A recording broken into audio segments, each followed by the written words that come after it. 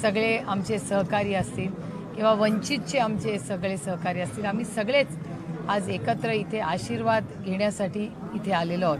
आज शिक्षणाची काय परिस्थिती आहे आपण राज्यात बघताय। IIT सारख्या संस्थेमध्ये आज मुलं शिकून म्हणजे अतिशय स्वतःच्या मेरिटवर उत्तीर्ण होत आहेत, पण 35% मुलांना नोकऱ्या मिळत नाही आहेत। त्यानंतर शेतीचा काय परिस्थिती आहे, म्हणजे माझ्या आणि अमोलदादांच्या लोकसभा मतदारसंघात गेल्या 1 वर्षामध्ये कांद्याच्या बाबतीत काय आमची भूमिका आणि काय ह्या सरकारने सगळं उद्ध्वस्त करून ठेवलं आहे आपण सगळ्यांनी उघड्या डोळ्यांनी पाहिलेलं आहे। म्हणजे त्यांनी तर इतकं चुकीचं काम केंद्र सरकारने केलं आहे की जेव्हा आम्ही दोघांनी कांद्याच्या भावाबद्दल आणि दुधाच्या भावाबद्दल विषय काढला तेव्हा मला आणि अमोलदादांना आम्ही कुठलंही चुकीचं काम न केलेलं असताना आम्हाला पार्लमेंटमधून 1 दिवसासाठी आम्हाला सांगण्यात आलं की तुम्ही आता बाहेर जाऊन थांबा, आमचं निलंबन करण्यात आलं। आणि काय ही निलंबनाची शिक्षा कशासाठी, तर शेतकऱ्याला हमी भाव द्या एवढीच आम्ही मागणी करत होतो। आम्ही दोघं वेलमध्ये गेलो नाही, आम्ही काही असं चुकीचं केलं नाही। त्यामुळे ही दडपशाहीच्या विरोधात आम्ही लढतोय आणि म्हणून या दडपशाहीच्या विरोधात लढण्यासाठी आशीर्वाद घेण्यासाठी आज महाविकास आघाडीचे सगळेच आमचे घटक सहकारी मित्र पक्ष इथे आलेले आहेत। अमोलदादांना पण काही बोलू दे, ह्यांना पण नाही, कसंही घ्या, नेहमी ऑर्डर नाही, 5च मिनिटं आहेत कारण असंच बोला फक्त। जसं ताईंनी सांगितलं त्या पद्धतीनं आज जयंतीनिमित्त महात्मा फुले यांना अभिवादन करत असताना समता भूमीवर येऊन आवर्जून शेतकऱ्याचा आसूड या पुस्तकातल्या उपोद्घाताचं वाचन करण्याचं कारणच आहे की आज सर्वसामान्य शेतकऱ्याची जी परिस्थिती जी ओढवलेली आहे, कांदा निर्यात बंदी असेल, सोयाबीन असेल, संत्रा उत्पादक असेल, कापूस उत्पादक असेल, दूध उत्पादक असेल, या सगळ्या शेतकऱ्यांची जी दैन्यावस्था आहे आणि यामध्ये सरकार याचं ऐकून घेत नाही, या शेतकऱ्यांना कोणी वाली नाही।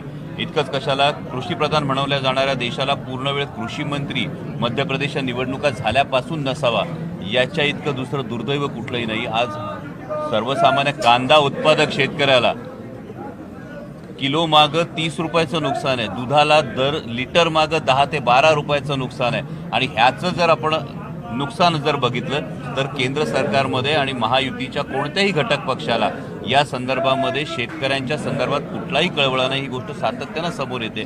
आणि अशावेळी शेतकऱ्याचा आसूड हा राज्यव्यवस्था कोणतीही असो शेतकऱ्याच्या भल्यासाठी हा उगारला गेला पाहिजे, ही आमची भावना आहे।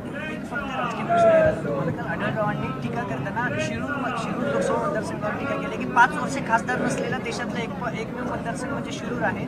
5 वर्ष 5 पक्ष बदलणाऱ्या खासदारांमुळे आमचं शिरूर बदनाम झालं। मला वाटतं कदाचित त्यांच्यासमोर आरसा असेल, मी त्यांना एवढ्याच शुभेच्छा देईन की गेट वेल सून।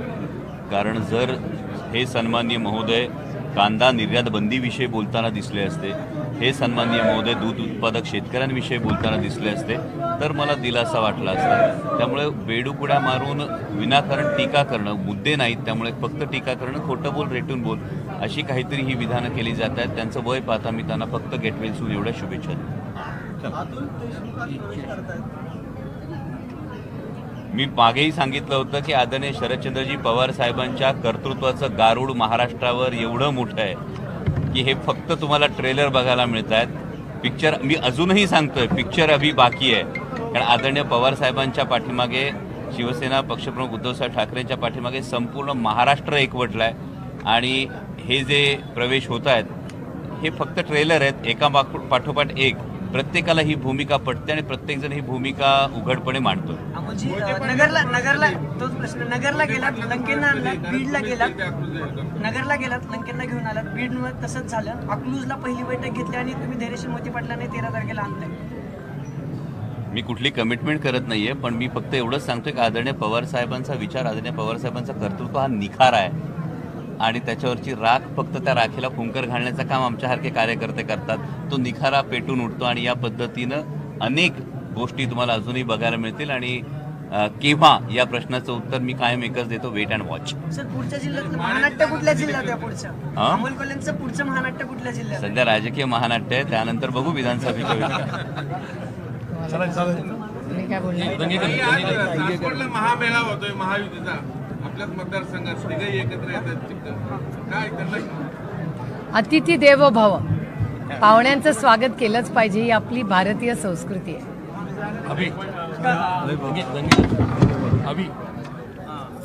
ज्या अजित पवारांनी एकेकाळी जी भावना व्यक्त केली त्यांच्यासाठी आज सभा घ्यावी लागली.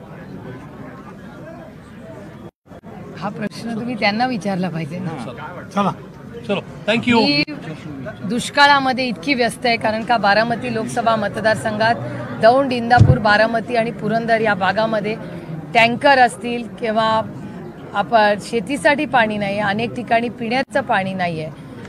आज छावण्यांची अत्यंत गरज आहे आणि त्याच्यामुळे एवढं सगळं असताना आणि या सगळ्या कामात मी इतकी व्यस्त आहे की मला बाकीचं फारसं बघायला वेळ मिळत नाही. ते शेतकऱ्यांचा प्रश्न आहे. काल माढा लोकसभा मतदारसंघात ना चंद्रकांत पाटलांची सभा होती निंबाळकरांच्या प्रचारात. त्या शेतकऱ्यांना प्रश्न विचारल्यावर त्याला मारहाण करण्याचा धक्कादायक प्रकार आला भाजप कार्यकर्ते. हे अतिशय असंवेदनशील सरकार आहे आणि शेतकरी जो शोषित आहे, वंचित आहे, पीडित आहे, कष्ट करणार आहे, त्या सगळ्यांच्या विरोधात हे सरकार हे तुम्हाला दिसतंय.